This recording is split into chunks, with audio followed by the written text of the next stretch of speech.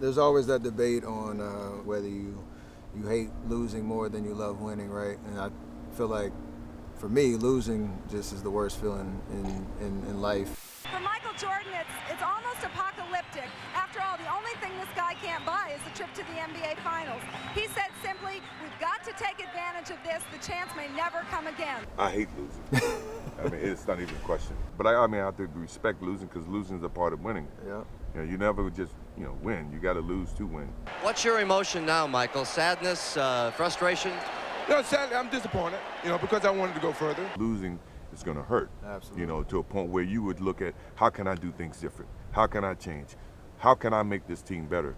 And that's the thing about a team, and you know this too, is that before you can look at someone else, you got to look at yourself in the mirror because that's how things get started, and you got to be willing to change.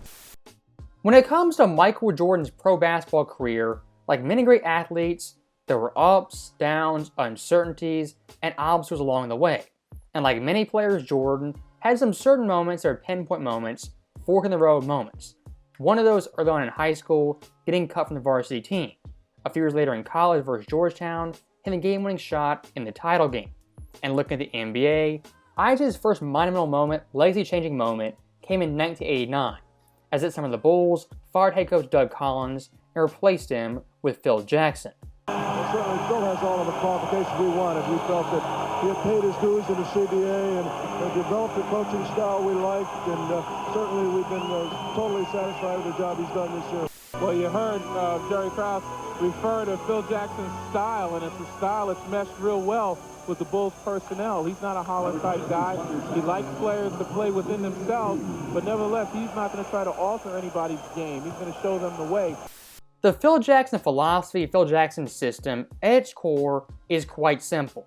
And for someone like Tex Winter, having been with the Bulls since '86, he told Jordan over and over again, how you win is with your teammates.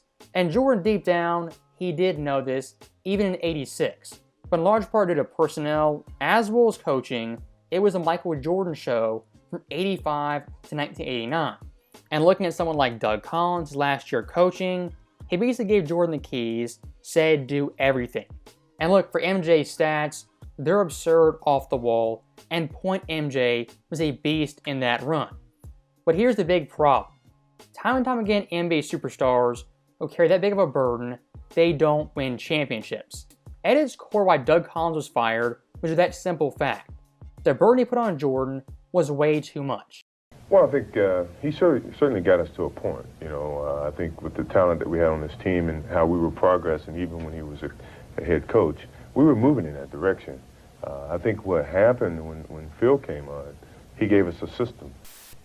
Well, it's really obvious what was missing. What was missing was a well-rounded offense because we had so many offensive things that ended up with Michael having to do it.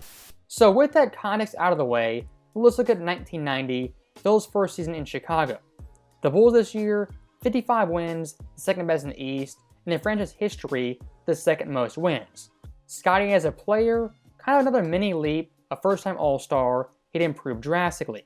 Someone like Horace Grant, also a mini leap, he was improving. Then the rest of the roster, some solid additions. Will Perdue, B.J. Armstrong, as well as Stacey King. So the bench, while not fantastic, was much improved. And guys like Pippen and Horace Grant, again, taking a mini leap and it evolved alongside MJ. Now, speaking of Jordan, looking at his overall stats, this year compared to last year, the scoring actually went up from 32.5 to 33.5. And for the fourth straight year, won the scoring title. Based off Jordan's raw box score numbers, the change from Doug Collins to Phil Jackson really isn't apparent.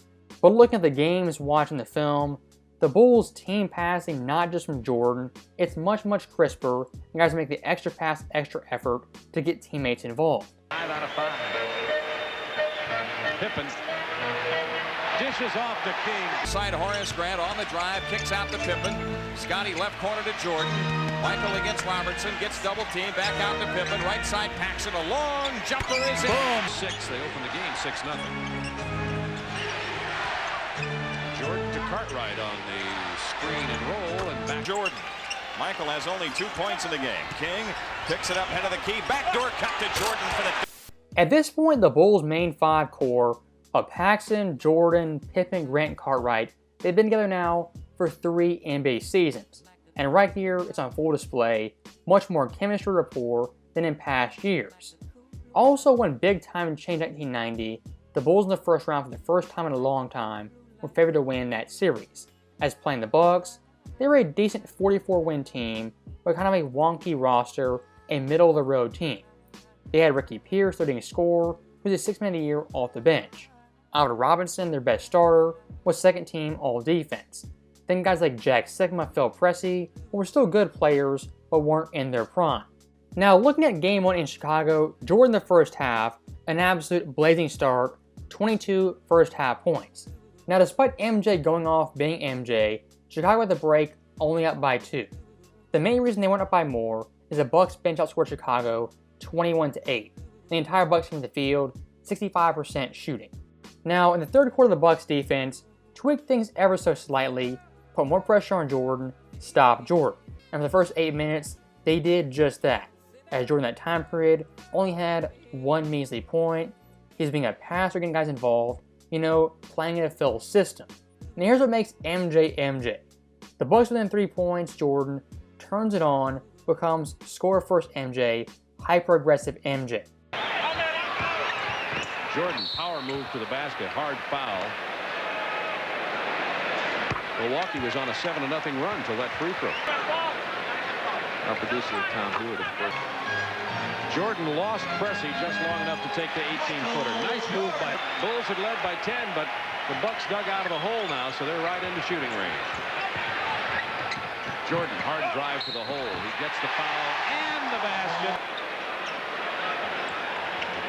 Converts the three. Jordan had closed the third quarter, start the fourth quarter, had 12 straight Bulls points, and the fourth quarter total had 9 points on 3 of 6 shooting.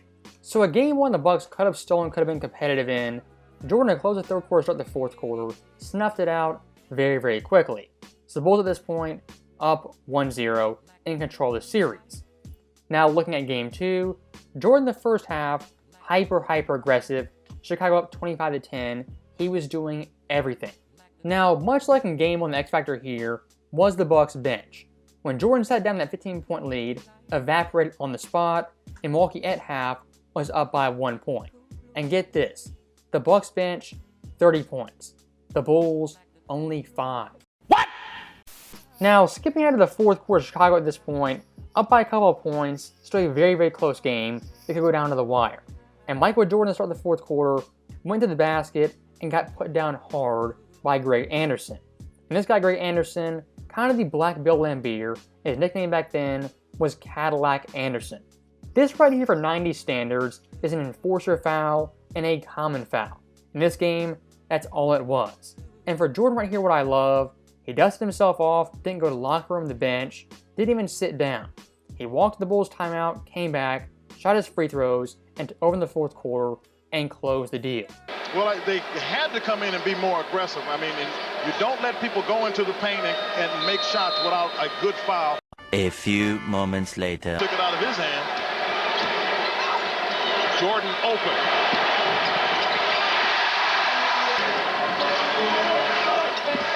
Jordan into the lane. From the line today. And 31 points. 1:05 to play in the game. Jordan, baseline. Oh, got the bucket. And that's just what I'm looking at, the three-point play, and you get the fans involved in the game. As much as you can, you obviously keep the ball in Michael's hand and let him try to take it to the basket. Jordan, they've cleared out for him. He goes to the baseline. Oh. Chicago with the 1 full timeout and the 20 and the steal at half court.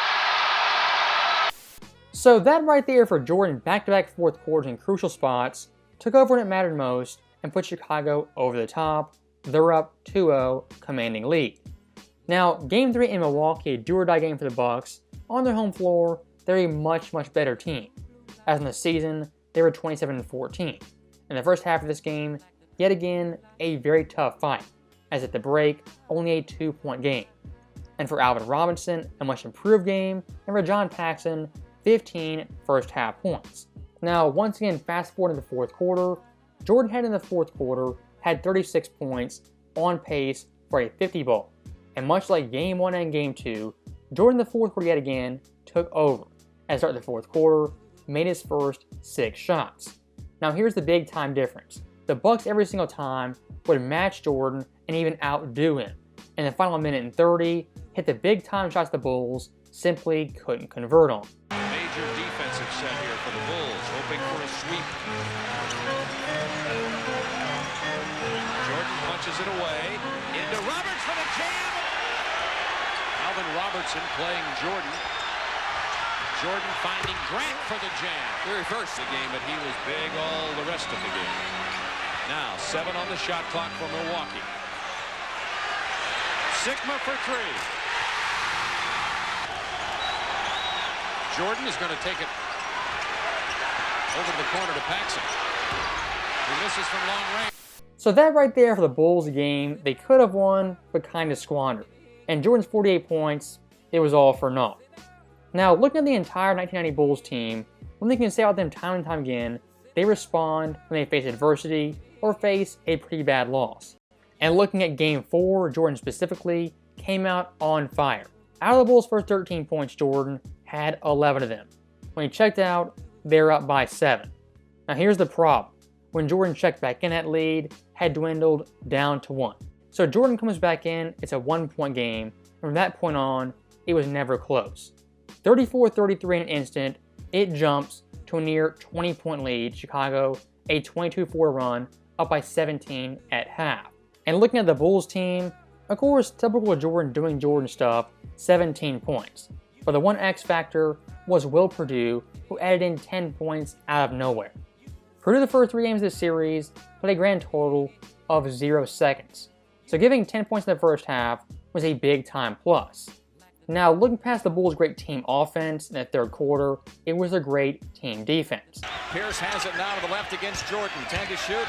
Pierce had it poked away, stolen by Jordan. Lojas down on the floor. It's loose to Humphries. 4 to shoot. Humphries 3 in and out. Humphries slips across, doubled up, wide to the right, gives it up to Anderson out front. Now to Humphries, trying to drive in, 10 to shoot, right corner Robertson. He's doubled in the right corner, underneath it's Pressey. A scoop to Humphries, a layup miss, rebound tipped off to Pressey. Back to the hoop, he shoots it up, no. Head Neely has left corner, Sigma launches the 3, rimming, no. Rebound tipped away to Lojas. Jordan knocks it loose on the floor. Michael trying to wrestle it free, they're all over him. Jordan surrounded under the back. Outside left, it's Pressey. Hook pass underneath to Robertson, his shot. Boy, that escalated quickly. I mean, that really got out of hand fast. So the Bulls defense right there in the third quarter, they won this game for them, and they won this series for them. As in the fourth quarter, things really weren't close. Now here's one note I will make. This Bucks team in Game 3 and the entirety of Game 4 were very, very physical, borderline dirty versus the Bulls. Pax setting the screen for Jordan. Oh man, what a forearm. Pressey, low left against Paxson, doubled up, underneath it's Anderson. They foul him and Anderson, he's gone. And looking past those dirty fouls and cheap shots, at Jordan the Bulls team, why this series is so important, so notable, is that Jordan's teammates this series stepped up in a big time way. Scottie Pippen, 22.5 points. Horace Grant, 15 points. For the first time in Jordan's 6-year career, he had 2 separate teams in a series, averaged 15 points per game on above 50% shooting.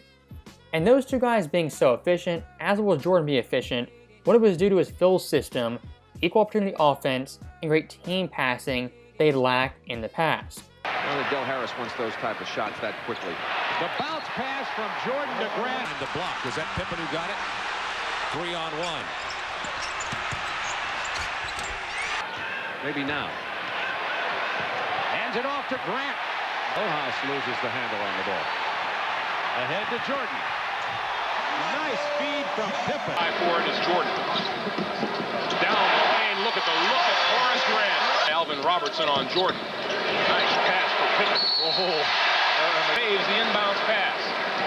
Jordan into the lane for Grant. Oh, I'll tell you what, and what's starting to be interesting, these guys have played together a couple of years. Now, Grant knew where to cut, and Michael knew exactly where to find him. Finger roll falls, and Ricky Pierce had only... Good defense by the Bulls that trip down court. Jordan to Grant. Back to Jordan. Oh, yes. Now, looking past that great passing of Horace and Pippen, let's look at Michael Jordan, the score.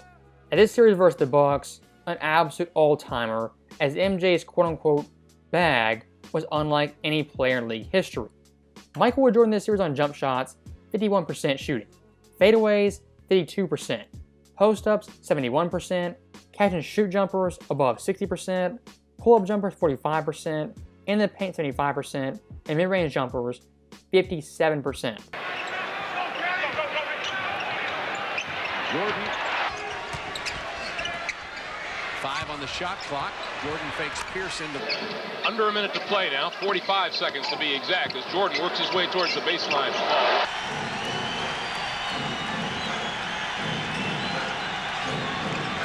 Jordan from 10 over actively as they did Friday night. Jordan. Here's Jordan, 2 on the clock, in the lane, fadeaway jumper, got it! So looking at Jordan right there in all areas, won fadeaways, post-ups, but especially mid-range jump shots at the peak of his powers with no real weakness offensively. And let's put it into perspective. Michael Jordan this series averaged 37 points per game. For any player not named Jordan, most likely that's the career high in a series all time. For Jordan, it's not even close, and this series is never mentioned as a great Jordan series. Now, speaking of not getting any mention, next up for Jordan the Bulls, the Philadelphia 76ers, and the Forgotten Series, it's an absolute gem. The two most explosive and exciting forces in basketball. So different yet so similar. Michael Jordan is poetry in motion. Charles Barkley is controlled rage. Jordan mystifies with his magical playmaking. Barkley exasperates with his relentless rebounding. Jordan will break your spirit with his sleight of hand. Barkley will break your heart by sheer intimidation. So it's Jordan's Bulls versus Barkley's Sixers in a game of Can You Top This? So this matchup right here, Jordan versus Barkley, two bona fide superstars, some of the past series we didn't have. And for Barkley at this point, debatably, a top 3 player in the NBA, as he wasn't just first team All-NBA, but second in the MVP ahead of Michael Jordan. And when it comes to first place votes, had the most out of the entire race, even ahead of Magic. Now for Barkley's Philadelphia team in the post-Moses Dr. J era, still pretty good and formidable, as they're ranked in the season, 3rd in record in the East, 2nd offensive rating, 7th in points per game, 5th in net rating, and 7th in third percentage.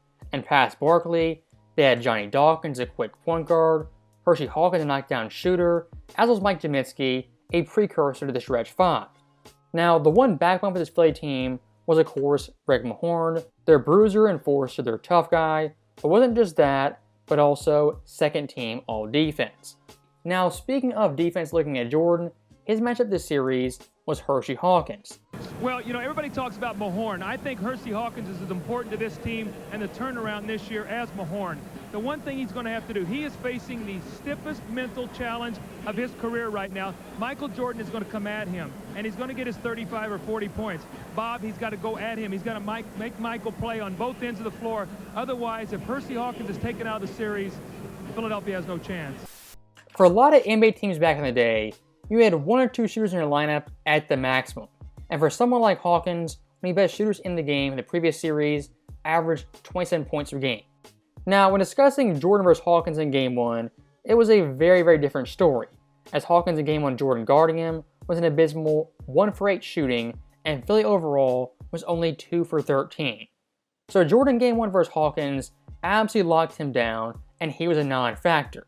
Backup, so that's why you're seeing Michael right now so active in the offense. And Kins hardly able to touch the ball because Jordan's in his jersey. Inspires the rest of his game, rebounding and defensive. Now Hawkins against Jordan, his first opportunity with the ball. Jordan. Hawkins trying to get inside the paint. A lot of moves against Jordan. He comes away with another steal. Inconsistency shooting. He's 2 of 8 tonight. Because he's very hesitant right now. It's going to belong to Chicago. Another so, you know, Hershey Hawkins is continuing to play. He's working very hard. Michael Jordan is one of the top defenders in basketball. Now, despite Jordan locking down Hawkins, their second best player being limited, Philly in the fourth quarter was only down by 2 points, and Jordan yet again had put on the cape and beat Michael Jordan. In the fourth quarter, he did just that. As out of the Bulls' 23 points, Jordan had 15 of them, put the game out of reach, Chicago up 1-0. From the corner, doesn't get it. Long rebound to Cartwright, knocked away by Jaminski, but inside, Jordan gets a jump shot off this little sideline out of bounds play. Here he comes, weaving his way through a screen out to the top on the drive. Got Hawkins back on his heels. That's what we've been saying since early in the game. There's Michael in the post again. That's where he's his best. Over the double team. Entry pass, the spinning jump shot, and the score. And the three-point play. You get it to Michael. That's a smart move. With 2, he buries the jumper. 6 assists, 5 steals, and make the big shot. With 6 on the shot clock, Jordan pulls up. He'll make a few too. So once again, Michael with Jordan in a fourth quarter big-time spot. The game kind of hanging in the balance. He puts the Bulls over the top, gives them a lead in the series. Now looking at game 2 in Chicago, Jordan yet again, typical MJ in the first half, 19 points. But here's the big time difference. Pippen in the first half, 3 fouls, barely played. The Bulls at one point down by 14. So coming out of the third quarter halftime break, what the Bulls need is a very quick start, cut into that lead. And Jordan, like clockwork, he did just that. The third quarter, 15 points, hyper aggressive on both ends, killing the Sixers in the mid-range, getting into his spots, hitting layups, doing everything possible. So with Jordan being on fire, taking over, what do you think happens per usual? Rick Mahorn, hard foul, kind of a dirty foul that pissed off everyone. Everyone's nightmare, Michael Jordan in the open court. And Mahorn really nailed Michael. And here we go. That's the first thing you were waiting to see. Who was going to take the first foul? Hard foul on Michael Jordan. I've instituted a no layup rule, and as Charles Barkley told me plain and simply, that means any Bull running down the lane with an easy layup is going to be laid out flat. So that right there for Rick Mahorn, the classic little love tap, the no layup rule being enforced on Michael Jordan. And that foul right there, I mean a pretty tough foul that does 2 things. Not only hurts Jordan, but mentally makes Jordan think, you know, I don't want to do that again. Now, this game, too much like game 1 in the fourth quarter, was a very tight ball game. As under a minute left, the score was a 1-point game. And guess what happened again? 1. There's he in the post. There he is. They get it to him. He operates along the baseline. A couple of those. 99-96 Chicago. 10 seconds left on the shot clock. Michael is given a hug. Chicago wins this basketball game. You're going to have to point to 2 people and some talent. Gets the ball and tries to penetrate to the basket. He does. Sends it back across to Anderson. To Barkley. He's going to try another 3. That's a ball game. They won't go. So look, when it comes to 1990s Bulls, yes, they had Phil's philosophy, Pippen had improved, and Horace Grant taking tremendous strides. When it comes to fourth quarter clutch time, money time, what's the one constant theme that's always present? The guy gets the ball in the fourth quarter is Michael Jordan. As great as Scottie was in the fourth quarter, wasn't a takeover guy. Horace Grant, far from it. Guys like Paxson, Bill Cartwright, yes, could hit shots, but weren't fourth quarter clutch players who could take over ball games by themselves. And even looking at someone like Barkley, an all-time great player, Charles in the fourth quarter really wasn't a go-getter scorer like Jordan. And quite honestly, that's not a knock on Charles. As Jordan proves over and over again, he's a one-of-one talent, unlike any player to ever lace them up. Now, looking back at the overall series, Philadelphia being down 0-2, it's kind of disappointing. Now, the silver lining, Philadelphia at home, a very impressive 34-7. Then losing Game 3 at home is kind of unlikely. And looking how they started this game, it was absolutely phenomenal. Barkley, Mahorn, the entire Philadelphia team imposing their will and bullying Chicago. The Bulls need one guy to get hot. Anybody. Pippen. Threw it away. 3-on-1 break. Barkley. Hawkins. It's an errant pass. He's 2 for 8, Michael is. Jordan. Fades and fires. He posted. And he throws it away. Dawkins with Barkley. Barkley. And a foul. 5th Barkley assist. Jaminski intercepts. Barkley against Grant. The Bulls, for the first time in a long time, were the doors blown off them. as at one point, they're down by 28 points. And if you want to see peak Charles Barkley grabbing boards, dunking, blocking shots, watch this Game 3. Charles right here at the peak of his powers, and Philly headed into the fourth quarter up by a whopping 20 points. Now, Phil's lineup to start the fourth quarter was a pretty lackluster lineup of Will Perdue, BJ, Craig Hodges, Stacey King, and Jordan. That lineup right there from Phil kind of waving the right flag. But looking at this fourth quarter, it got very, very tight pretty quickly. Jordan for three. Yes. Comes Jordan, 3-on-2. He gets by Dawkins. He scores and a foul. Game 5 of this series will have here on TNT on Wednesday if necessary. Jordan fakes, hangs in the air, drills it. He forced something that wasn't there. 5.5 minutes. Another gap by Chicago. Jordan for three. Yes, sir. Little time. There goes the man, and he gets two. We're in the 2-minute period. They go to Jordan alone. He slams it home. Armstrong, Jordan. He lets it go for three. Yeah.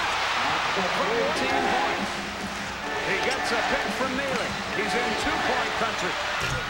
No. And about to return. He made it.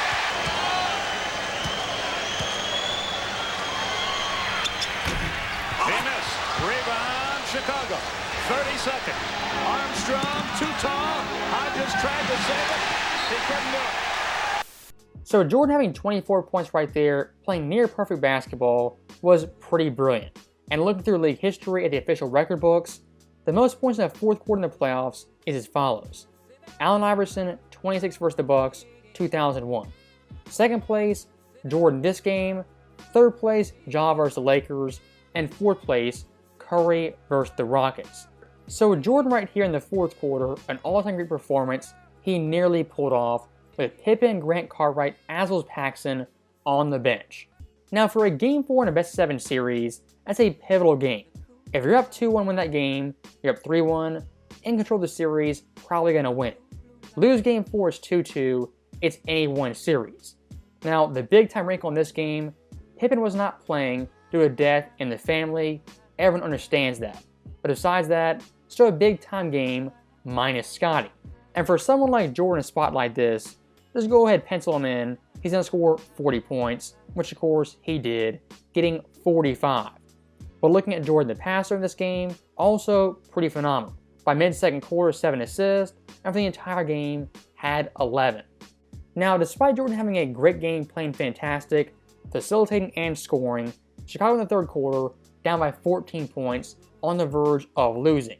Michael Jordan from that point on would have 24 total points, including 18 in the fourth quarter, pulling off a masterful comeback and a Game 4 victory minus Scottie Pippen. Rebounds for Michael Jordan. B.J. Armstrong back to Jordan for three. Jordan over top of everyone by the veteran from Vanderbilt.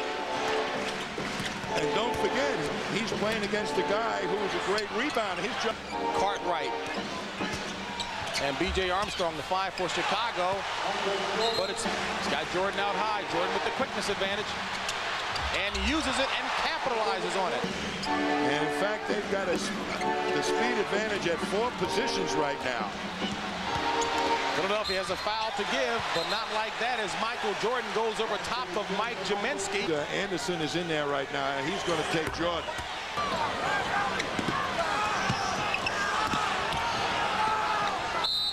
You really try to hold serve, so this is obviously a major accomplishment by shooting situation. Right now, they're going back to their own home. So this series versus Philadelphia, Michael Jordan in the fourth quarter has an absolutely bonkers. The first 4 games, 17 points per game, 1 assist, 61.5% shooting, and from the line, a perfect 100%.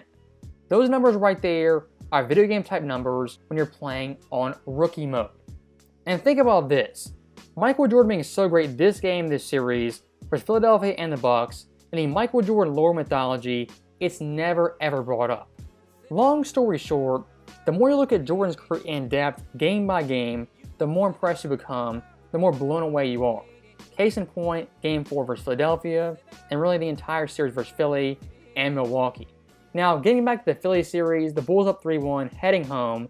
This game kind of had it in the bag. And I give Philadelphia credit in the first quarter. Despite Jordan scoring 14 points, they did hang around. When the third quarter proves for the Bulls, when a patented 14-2 run, they pulled away, and they never looked back. For another opportunity. Over 6 turnovers for the Sixers. For 3. Michael gives to Pippen. Scottie Pippen open for the jumper. Another turnover. Pass into Jordan. Listen to this place. It's over, ladies and gentlemen. So Jordan's fourth quarter heroics in Game 5, they simply weren't needed. Chicago won by 18 points. They cruised to a victory. But still looking at Jordan's total fourth quarter stats this series, they're absolutely nuts. 14.8 points, 61% shooting. And the line didn't miss a single shot. I mean, that right there is absolutely stunning. But for some context, historically, the highest fourth quarter series ever, it ranks second all time, only behind Jordan in 1997. Now, broad in the scope, not looking at fourth quarter play, but second half play Jordan this series averaged a staggering 24.4 points. Hypothetically speaking, if Jordan this series only played second halves, out of the Bulls' leading scorers still, he'd rank first overall, ahead of Pippen, Grant, Paxson, the entire lot. And again, compared to the rest of history, that 24.4 second half average is the highest for a single series in playoff history. Now here's the final piece. Jordan for the entire series averaged 43 points per game. For a single series ever, has the 5th highest mark in league history. Long story short, Jordan this series offensively was damn near perfect. 40 points per game, 24 points and a half, and the fourth quarters shot 61%. I mean, that right there is absurd stuff. But looking past Jordan's offense, let's look at Jordan's defense. Defensively versus Philadelphia, I mean, great on-ball pressure, solid post defense, excellent time in the passing lanes, and as a help defender, tons of block shots. Jordan's intensity and effort on defense is second to none. And guarding someone like Hawkins, running around screens through picks constantly, and that's tiring stuff that Jordan never got fatigued by. Michael had problems with a certain player, anyone who could catch and shoot. So Rex and Dale Curry and Jeff Malone's and Mitch, anybody can do that. Hornacek, Hersey Hawkins. Tell me he didn't just say that. 2-2 game, 10:50 to go in the first. Dawkins to Hersey Hawkins. He has Michael Jordan on him, his first. 5-7 from 5-7. Philadelphia trying to get it back to 7 here. He's as nifty a low post player as I've seen come into the league. Chicago cuts the Philadelphia lead to 3. Hawkins, the quick jumper. Barkley already with 7 rebounds tonight. Hersey Hawkins slip.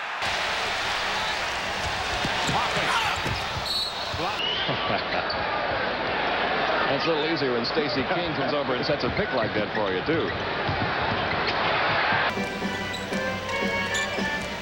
10 on the shot clock. You see, chance to get right back in it. They're down by 3. They're going to run it again, and Michael is reading it. Paxson guarding Dawkins. Jordan doing a great job of making Hawkins work for that ball. So looking at Jordan's defense right there, I mean, this guy has willpower, endurance, physical toughness, and mental toughness. It's non-pareil. Running through picks and screens like that over and over and over again, for an average NBA player, it would break them. For someone like Jordan, he does that and more, and offense gives you 43 points per game like it's nothing. Michael Jordan, quite literally, is not human. And looking at his defensive stats, they're pretty phenomenal. Philadelphia's team, guarded by Jordan, shot an abysmal 17 of 58. Hersey Hawkins, Jordan's prime target, only 10 for 38. And two pretty important stats to note: Michael Jordan deflections per game this series, 7.4. Forced turnovers, also highly impressive at 5.2. Michael Jordan defending against Barkley in Barkley's turf, and the pass too long, and look at Michael Jordan really confusing Barkley and the passer. 4-point ball game, Sixers on top, 1:50 remaining in the first for Michael Jordan, down to a 1-point Philadelphia lead. Barkley stripped by Jordan. You had 6 different people stop in. It's like Remind you of that. I'm the only guy in America that now pick your Lakers as you take a... Here comes Barkley. Hawkins, what a block by to Jaminski. Jaminski trying to get it to Thornton underneath. And that trip, Mahone the rebound. Sixers on the run. Trying to get back within 3, but there's Michael again. How in the world did he save that ball? Cartwright tipped away by Jaminski. Here's Dawkins trying to beat Michael. Inside to Thornton, but there's Michael Jordan just waiting at the pass to cut him off. Jordan's defense this series was out of this world, one of the best defensive series of his entire career. Now, speaking of great defense, we have the Eastern Conference Finals versus the bad boy Pistons. The Detroit Pistons have so many things to think about. I made a list for you. Defense, rebounds, Jordan, Jordan, Jordan, Jordan, Jordan, Jordan. That's the way their list goes. We're going to invoke the Jordan rule against them.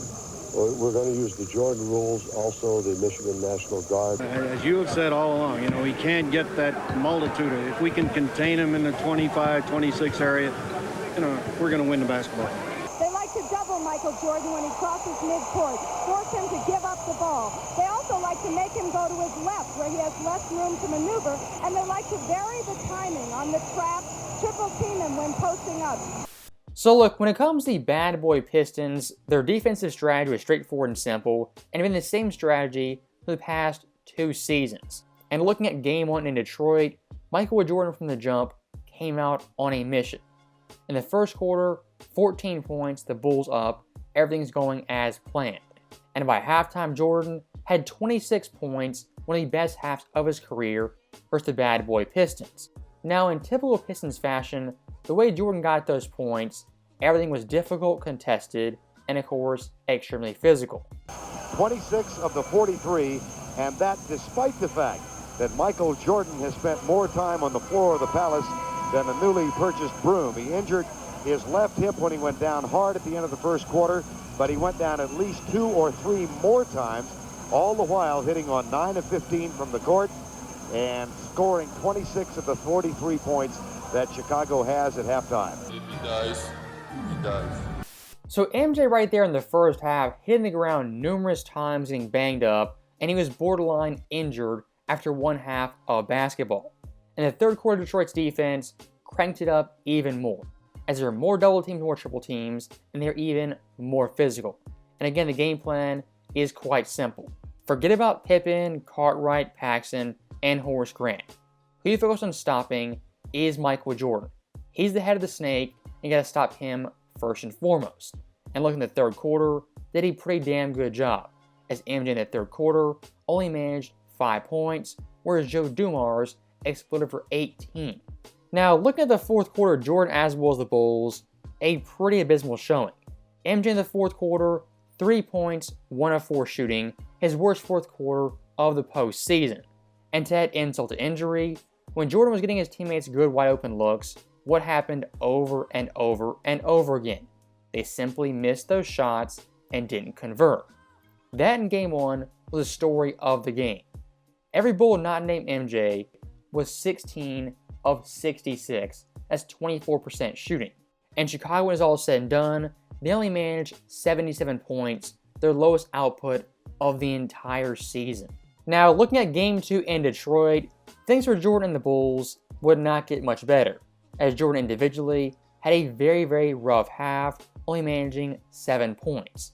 So in back-to-back halves, the Pistons defense held this high-powered Bulls offense to under 40 points in 2 consecutive halves. That for Detroit once again proves they were a great all-time defense. Now, looking at Jordan in the second half and the third quarter, he would put up 8 points, lead a minor comeback that late in the third quarter the Bulls would actually take the lead off a Craig Hodges 3. But like we see over and over again, when MJ goes out of the game, things flip in an instant. And with Jordan out of the game, a quick 14-4 run, the game was flipped in an instant, and from then on Detroit would cruise to a Game 2 victory. So Chicago's first 2 games in Detroit was very, very lackluster and honestly kind of shocking, As again, coming into this series, Jordan playing fantastic, Pippen was rolling, Grant, Paxson, the whole crew had tons of confidence. And here's the bad thing for Bulls fans. Isaiah Thomas the first 2 games shot 29%, they're still up 2-0. One of the underrated parts of this Pistons team is their depth and sheer number of scores and bodies, especially off the bench. As someone like Mark Aguirre on many teams, we an all-star caliber player. For the Pistons, he's not even starting. So looking at Game 3 in Chicago, of course, a must-win game, everybody knew this. And you gotta think Jordan at some point has to get rolling, get going, have a Jordan-esque game that we're so used to. And look in the first quarter, Jordan played, I would say, pretty decent, nothing spectacular, and the Bulls led by 5. But like we saw in Game 2, when Jordan headed the bench, bad things happen. Start of the second quarter of the Pistons, a quick 13-2 run, they go from down 5 to up by 6. And at one point in this game, the Pistons bench had scored 24 points to the Bulls 0. So right here, some ominous signs the Bulls are not going to win this game. They're going to go down 0-3. In the third quarter, the signs got even worse, as Horace Grant in the third quarter had 4 fouls and picked up his 5th. At this point, the Bulls, down by 14 points, they needed a miracle. And Michael Jordan yet again delivered in a big-time way. As from that point on, Jordan would score 27 points, including 18 in the fourth quarter, to give Chicago a desperate miracle win they really did not deserve. Aguirre will inbound. No more timeouts. Aguirre fires a 3, and it's off the mark. Rebound, Jordan.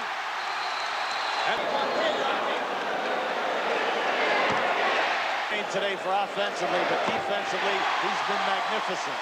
He's had some big games in the past before the Jordan rules went into effect, and he has a huge game today, and the Bulls win. Looking at the first 3 games of this series, the Bulls, they really only won the first half of Game 1 and the fourth quarter of Game 3. Now, you're only down 2-1, it's honestly kind of a miracle. But again, these Jordan-esque performances keep Chicago in the game, as well as the series.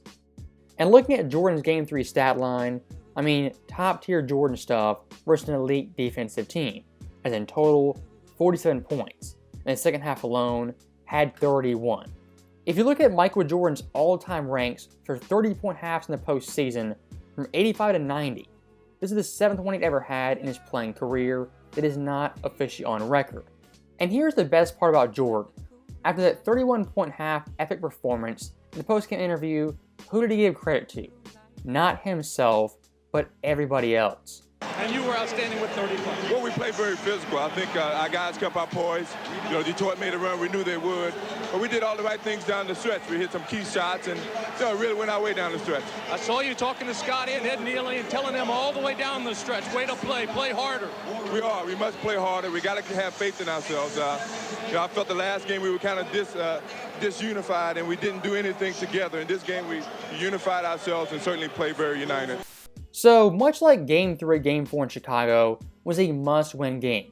Go down 3-1, this series is over. Tie at 2-2, it's anyone's game. And looking at the first quarter, the Bulls, an early 12-point lead, had all the momentum. In this game, the Bulls, playing typical Bulls basketball, forcing turnovers, running the break, imposing their will on the Pistons for the first time really all series. And here's the one thing to note. The role players in Chicago played much, much better. And even Jordan himself, much more comfortable in Chicago than playing in Detroit, as Jordan in the first half had 20 points in the Bulls, or by 16 points. Now, that Bulls 16-point lead would not survive the third quarter, as the Pistons in the third quarter played much more physical defense, they crashed the glass, they played Pistons basketball. And looking at Jordan's third quarter play, kind of a weird quarter. Only 2 points, he was passing a lot, yes, getting some nice dimes, but it wasn't hyper-aggressive Jordan like we saw the entire first half.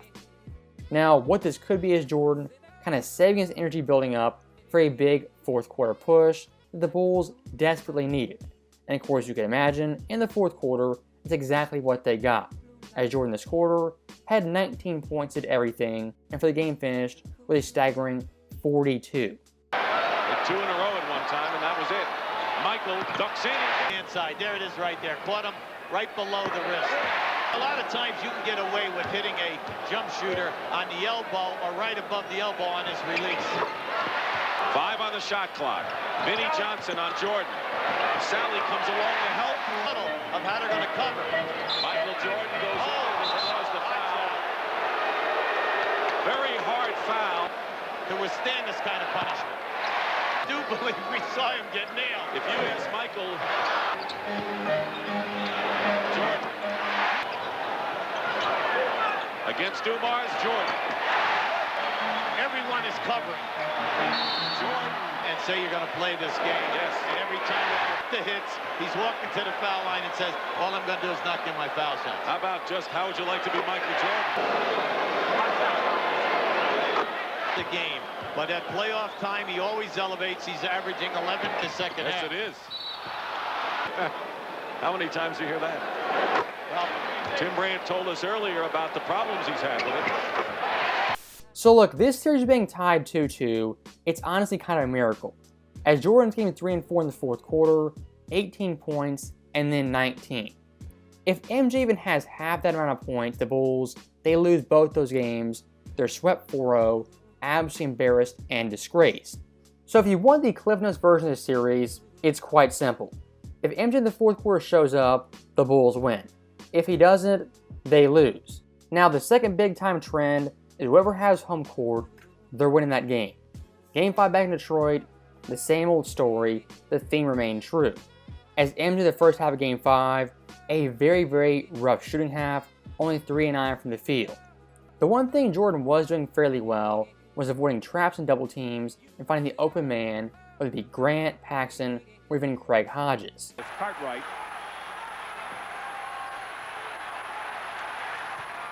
He dumps it deep. 23-14, Pistons by 9. They'll go to Jordan. In a crowd, has to dish it back to Hodges, trying for... Jordan catches foul line. Now Paxson from long range. But if they're going to be able to beat the Pistons and to beat them here, he's going to have some help from Pippen and Grant. Michael through the crowd.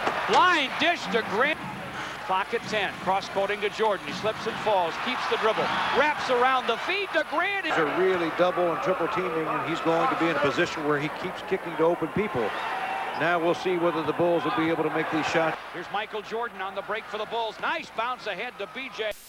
Now, despite Detroit playing so well, Jordan playing so poorly, the Bulls at half only down by 5. All things considered, not the worst spot in the world. And looking at the third quarter, the Bulls semi-competitive, end of the third quarter, only down by 8. And MJ playing the entire quarter, 11 points out of the Bulls' 23, finally took a break at the start of the fourth quarter, and where things really went south. As that Pistons lead that was 8, ballooned to 14 points, and they'd never look back. Sometimes basketball is complex, there's tons of angles, and things are very, very nuanced, not straightforward. This series, this game, was none of the above. What it comes down to this match at the Bulls, just simply not shooting well. Jordan this game, 37%. The team overall, even worse. And once again in the fourth quarter, Jordan getting guys open looks, they simply were not converting. So looking past Game 5 in Detroit, we have Game 6 back in Chicago. And like we see over and over again, this Bulls team at home, a completely different team. As heading this Game 6, 7 straight wins at home in the postseason, and 16 overall dating back to the regular season. And for the first quarter of this game, Michael Jordan, not an ideal start, 9.35 shooting, but had 3 fouls, had to sit early in the second quarter. Now, the bench in place of Jordan for the first time in a long time actually held their own and extended the lead. So that right there was a big time moment in this game, the Bulls thriving without Jordan on the court. Now looking at the third quarter, MJ still with 3 fouls, but not in big time foul trouble. The guy in foul trouble this quarter was Scottie Pippen, who picked up his 4th. So Jordan is seeing that in the third quarter, turn it on pretty quickly, 18 points in the quarter, compared to Detroit, who only had 19 combined. So Chicago at this point in firm control of the game, up by about 15 points.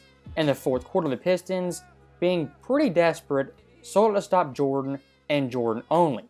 So in the fourth quarter, someone like Craig Hodges got a ton of wide open looks, and to Craig's credit, hit on quite a few of them. Well, I think everybody was inspired. We knew that our back was to the wall. The young guys came in and gave us a good job.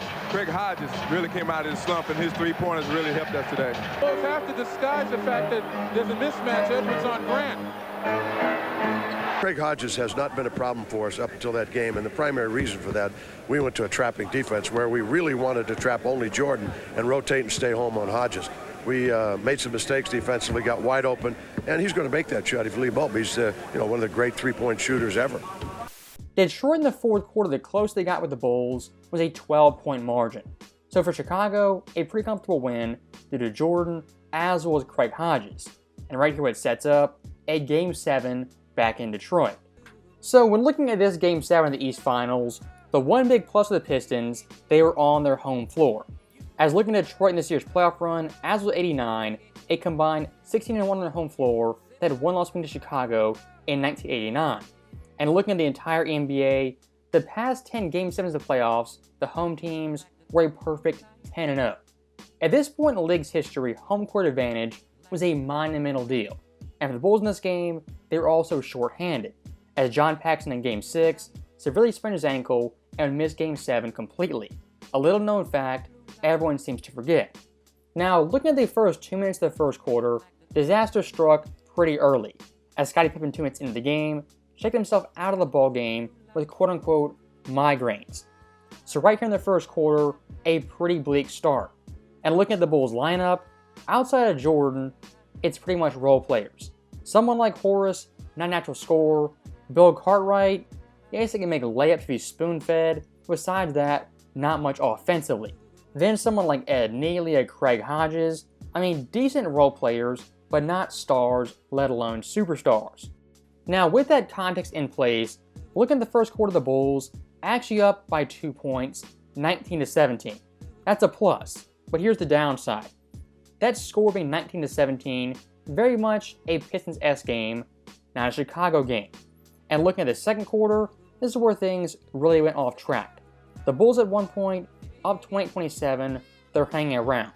But Detroit from that point on, 11-0 run, up by 9 points, and by halftime, it was upwards of 15. And looking at the Bulls' first half, an abysmal 33 points. That Michael Jordan is still utilizing his teammates very well. He's allowing the offensive diversity of the Bulls to make itself available for him. So when you get to the fourth quarter in a tight situation, he's going to be the focus of the Piston defense. He'll have confidence in dumping it off to his teammates who are now in the game offensively. Coach, do you think Michael's going to try and take over in this one?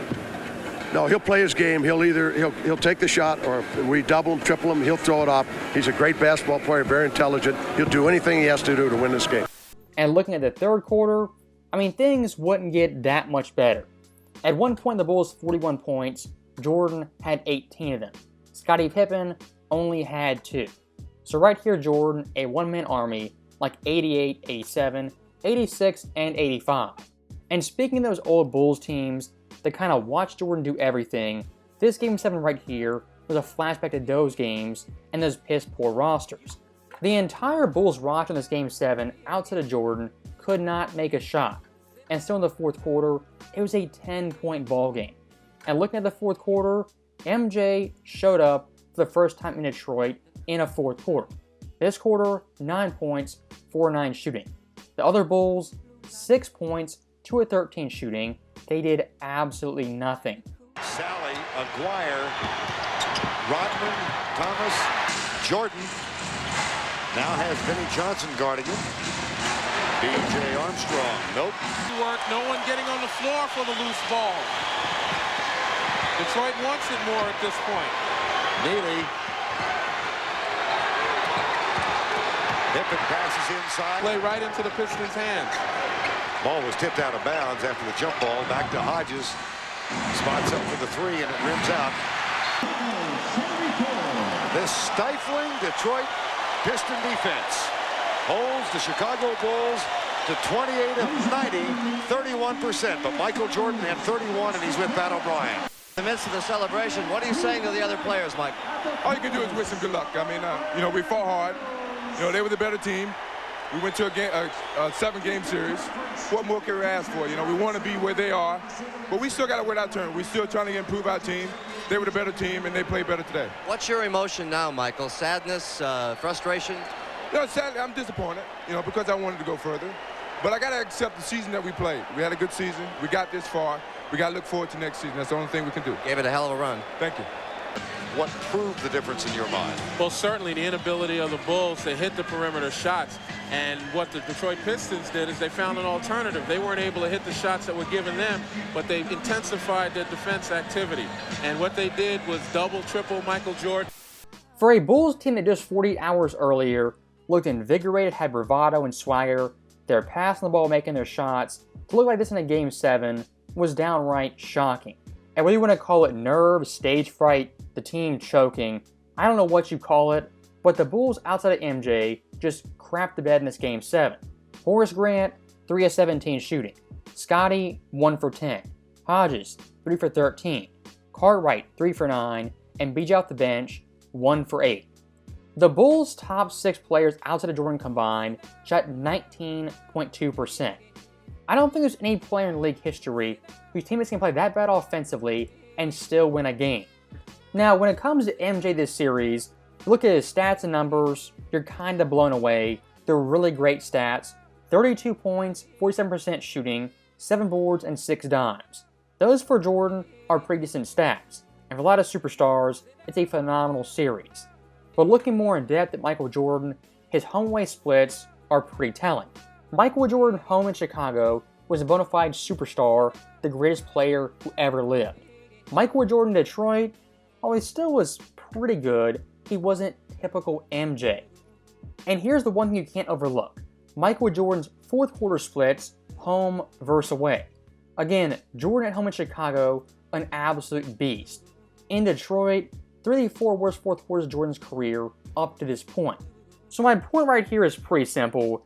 Yes, Pippen, Grant, Jordan supporting cast in Game 7, they didn't show up. But at the same time, Jordan previously in the series had games in fourth quarters where he also didn't show up, didn't perform up to standard. When you lost that game, what was your thought process? What were you thinking?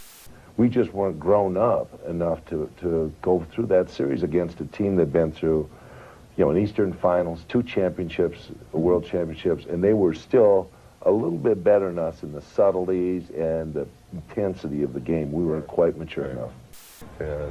Scottie Pippen's headache and all that, it was unfair treatment to him. And as you know, a lot of times when the expectations are so high and you don't live up to it, they look for reasons why you never achieved that. And he was the target at the time. And we, as Phil said, surrounded and supported Scottie because he helped us get to that point. And one last thing I will mention when it comes to the Bulls-Pistons rivalry, 89 and 90. The Bulls and Jordan the only team in the NBA who gave Detroit a run for their money. Chicago's record those 2 years, 5 and 8. The rest of the NBA, 2 and 22. Think about that. Yes, the Bulls did lose, but who they lost to was the best team in the NBA. And looking at both those final series versus LA and Portland, the West versus the Pistons was an abysmal 1 and 8.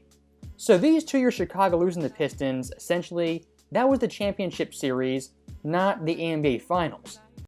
Now, despite Jordan falling short in Game 7, this entire playoff run, a thing of beauty. And for non-championship Jordan seasons, it's honestly probably my favorite. As looking at Jordan's overall numbers, nearly 37 points per game, 7 dimes, 7 boards, a great all-around player who also led the NBA in steals. And looking through playoff history, that 36.7 average, the 4th highest mark ever in league history. The only guys ahead of him, Jerry West and Elgin, who were on the exact same team.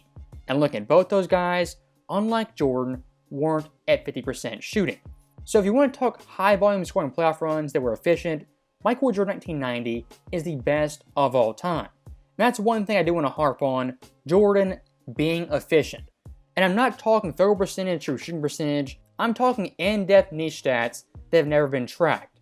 As looking at Michael Jordan's mid-range, absolutely phenomenal. This playoff run, 134 makes on 51.3% shooting. That off-raw percentage is one of the top 10 runs of all time from the mid-range. The only guys ahead of him, Steve Nash, Larry Bird, KD 3 times, and Chris Paul. And here's the big catch. Those guys' percentages, yes, are higher than Jordan. But looking at their attempts, they're all in the hundreds. Michael Jordan was above 250, nearly double some of these runs. And look at total makes, 134. Since tracking began for mid-range shooting, that is the most ever in a single playoff run all time. And looking at the top 6 marks in league history, it's as follows. Michael Jordan 1990, Michael Jordan 1997, Jordan 98, Iverson 01, Kobe 09, and Garnett 08. And what's the big time separator from 1990 Jordan even versus those guys? His overall percentage is 51% with the most makes in league history. There it is, Jordan. Down low it comes to Michael. His turnaround jump. Posting up against Dumars. Look at the defense. They've got Jordan posted over Robertson. 75-57. Has really come on in the third. To Jordan. Here's the baseline turn and gun. Themselves back together defensively. Now Hawkins pounding on Jordan, but Jordan. Fake on Dumars. Now getting even more specific, we have Michael Jordan, his catch and shoot numbers. This playoff run, 50 out of 105, just under 48%. If you look through league history qualifiers for catch and shoot jump shots, that ranks 6th all time in percentage. And the guys ahead of him, some of the best snipers to ever lace them up, guys like Klay Thompson, as well as Larry Bird. Now look at pull-up jump shots. Michael Jordan this run, an extremely high volume and percentage. Field goals made, 60. Attempts, 106. The percentage, above 55%. That in the entirety of league history is by far the highest percentage and most makes in a single playoff run. The only guy even close is Chris Paul back in 2021. Jordan up top. For Jordan, who is 1-on-3 and puts it up. Has 10. That equals his playoff average. Here's Jordan at the other end. Moved by Dawkins on the swing. Hawkins tried to slow Jordan, and it would have been the case for a mere mortal, but not for the man they call E.T. And looking at the last part of Jordan's arsenal, when it comes to post-up scoring, this run MJ's percentage was above 60%. That all-time ranked 7th in league history. And look at the guys ahead of him. They're all big man power forwards, not guards. Michael Jordan's arsenal for scoring the basketball, it's unlike any player in league history. And for players like a Kevin Durant, Kawhi Leonard, yes, great offensive bags, very versatile, but for someone like Jordan, the absurd volume efficiency has never been seen in league history before or since. And here's the added detail. When it comes to every team's defense, who are they focusing on every single night? Let's hope that this trip to the Windy City is much better than the last time we were here. Well, the answer to that is get Jordan slowed down a little bit. If we give him 45, 47, 42, those numbers, then we've got a major problem in this building. It's not only the crowd, it's Michael Jordan. You know, he's the leading scorer in this league. I think you try to contain him as best you can. You pick your spots to double team him, try to take it out of his hands. But I think we can survive and win the game if we can. More important, I think, than maybe how many points he gets is what kind of a percentage he shoots. When you add the context that all these defenses, their sole focus is stopping Michael Jordan, and he still averaged 37 points per game, that makes his playoff run even more impressive. And for guys like Jim Lynam and Chuck Daly, they already conceded Jordan he was going to get his 30. But the question was it a tough 30 or an easy 30? That's how good Jordan was in this year's postseason run. Now, one thing I do want to highlight is Jordan kind of picking his spots here and there, specifically in the second half. As looking at Jordan's second half scoring by series, it's pretty phenomenal. First round versus Milwaukee, 17.8 points per game. Second round versus Philly, 24.4, and the East Finals, 18.9. So MJ right there in 3 straight series, 17 points per game or higher in the second half. In all of NBA history, the only player ever to accomplish that feat. And like we saw earlier, that 24.4 average versus Philly is the highest ever in the second half for a single playoff series. And adding some more context to Jordan's second half scoring, his total average for the entire playoffs was 20.3. In all of NBA history for second half scoring, that is the highest ever. And Jordan's the only player ever to average 20 points per game in the second half of the playoffs.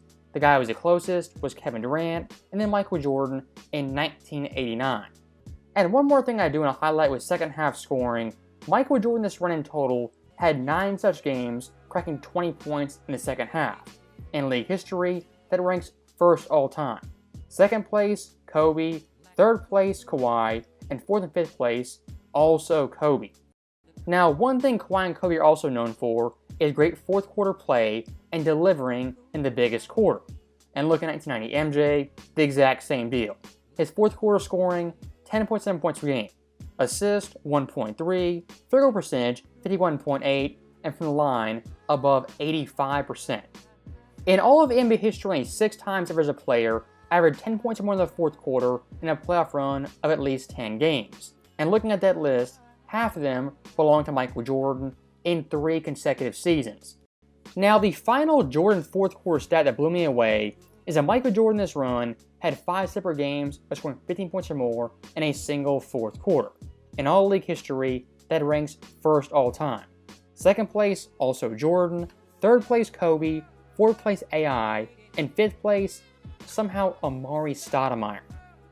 I mean, these stats right here, yes, are pretty unique, pretty niche, but looking at the best fourth quarter players of all time, however you break it down, Jordan this year is one of the best, if not the best.